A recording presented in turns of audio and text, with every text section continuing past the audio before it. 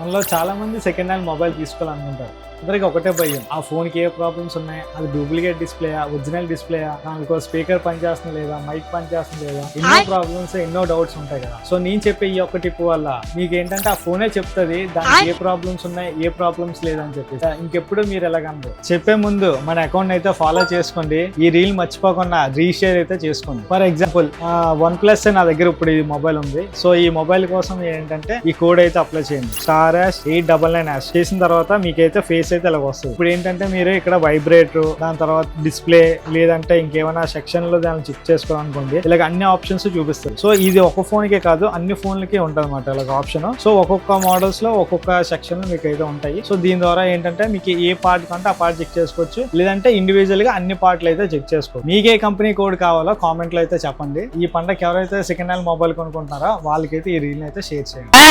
Follow చేయకుండా చూస్తున్నారు.